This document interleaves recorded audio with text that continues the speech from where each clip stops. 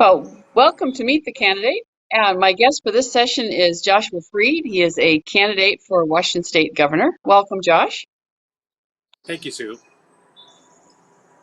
So this is the Get Acquainted with the Candidate interview, starting with the simple things like tell us about where you grew up and went to school. Great. Well, I was born in Kirkland, Washington, and my family brought me home to what we called the Freed Farm. So I was raised originally on a farm, raising chickens, cows, horses, pigs, and then at age 3, I moved to Egypt. I lived there for 4 years. I used to speak Arabic, but since I've lost it. But when I was 7, we moved home back to the farm again, and I just lost my whole screen. So sorry.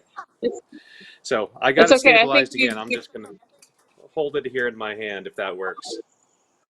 And it so works, and I think we've all gotten more used to the technical glitches in the last 2 months. it is interesting for sure.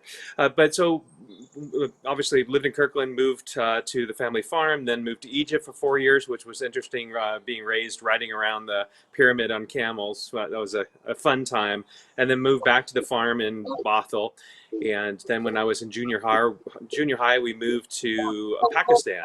And so during my junior high years, I got used to anti-American riots and car bombs. And actually one day, 17 missiles hit my school when I was there. And used to drive to school under the banner at the Iranian embassy that said "Death to all American pigs." So it's quite an interesting upbringing. Then moved back home to the Freed Farm in Bothell and went to Inglemoor High School. Graduated in '92. Then went to Seattle Pacific University where I met my wife Lindy, and we've been married for 23 years. We have 5 amazing kids, from 21-year-old down to twin boys that are 14 years old. And been focusing on running my own company, doing land development and home building for the last 15 years. And also served on the Bothell City Council for 12 years and served as mayor during the time of the largest revitalization of a downtown in Washington State. So it's been an interesting, fun time, and just blessed to have a wonderful wife that loves joining me and doing ministry around the world, whether it's serving in the Philippines for 21 years with the International Deaf Education Association, or serving in Kenya building health centers and drilling wells for the Maasai tribe there. You know, one of the questions I often ask people is to tell us about interesting travel or volunteer experiences, and you certainly have both. What are some lessons that you've learned from those that have served you on the Bothell City Council? Buffalo City Council was a great collaborative experience. When I was mayor, I helped pull together Republicans, Independents, Democrats to paint a vision for the city of Bothell, and we were able to recruit investors to invest in that dream, and we've seen it come to fruition. They invested $450 million worth of private investment. So I love pulling people to the table, working together on a vision, which is what I'm excited about for certainly the state of Washington. There's a lot of division today, and look forward to pulling people together to move Washington forward. Did you see anything that in your travels or in your overseas service that has helped you with that effort in Bothell? Certainly working together is so essential. I mean, it's all about community. When you go to the Philippines, for instance, it's, there's no walls separating anybody. There's no fences that are causing divide, but everyone in the evening is coming out to spend time together. They're family, and they love to help each other during times of need. And I think we can do a lot better here in Washington State of making sure that we're reaching out to our neighbors and giving them the support that they need. But it's really about community and understanding and learning to live together without that conflict that we see so often today across our state.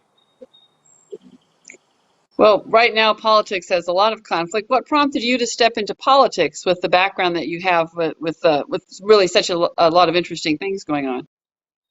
Sure. Well, the big thing for me and my wife Lindy was what we got involved 2 years ago in running Initiative 27 in King County. It was a ban on heroin injection sites because the city of Seattle and King County Council wanted to open these locations that were run by the government.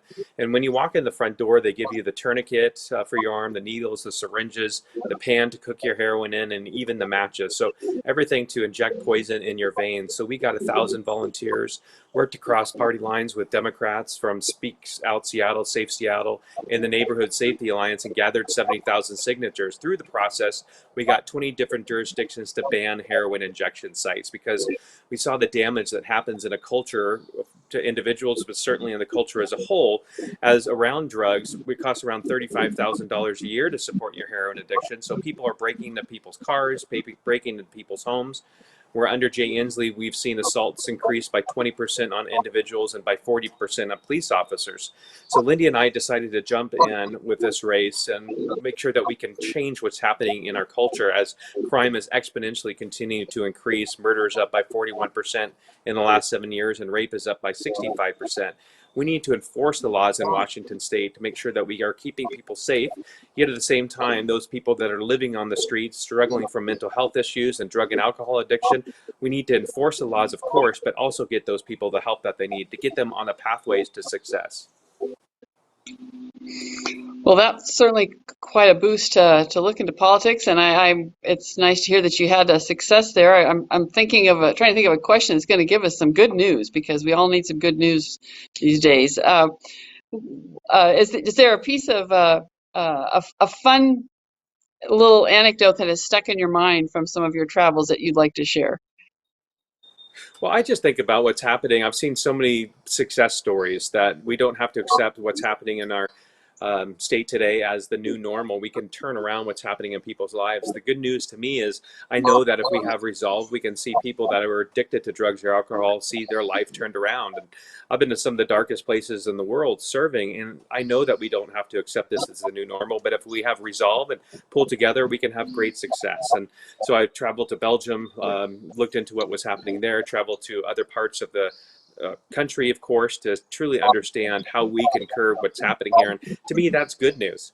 We don't have to consider defeat, but we look to where we can have victories. And I'm excited about the path forward for Washington State when we have a new governor and we have the resolve to change what's happening in the lives of people that are suffering today. Okay, well, I told you that my last that'll let you know we're coming to the end of our allotted time is to you, your 60-second spiel. Why should people vote for Joshua Freed for Washington State Governor? Well, I certainly would appreciate people's vote. I am one that is dedicated to make sure that we get our state back on a pathway of economic recovery. I've had that experience of running my own business for 15 years and also oversaw the largest revitalization of a downtown in Washington State in the city of Bothell. We need to make sure we're taking the burdens off of small businesses when it comes to the rise of what's happening in the drug culture and homelessness. I'm dedicated to make sure that we fix our broken mental health system as well as address the broken lives of drug and alcohol addiction. But I think we have a vision for Washington State that is forward thinking, and we have solutions to address the myriad of problems that we're facing in the state after one party control for 35 years. So if people can go to freedforgovernor.com, I would certainly appreciate their vote, and looking forward to a pathway to victory on November 3rd, and then changing what we're seeing happening here in Washington State starting in the 1st of January. All right. Well, thank you for joining us today, Josh, and we'll good luck with your campaign. Thank you so much. I appreciate it. 90 million Christians are eligible to vote. 40 million didn't. That's 45% of eligible Christians not voting. We can change that. We believe We Vote was designed to arm people of faith with information on candidates and how they line up with biblical and constitutional principles. It's simply WeBelieveWeVote.com. We're on a mission to rev up the 2020 election. Tell your friends, your neighbors, and especially your pastors to rev up. Be an educated voter. Arm yourself with truth based on the Word of God. 2020, rev up. Register, educate, vote. Rev up. Rev up. Rev up 2020.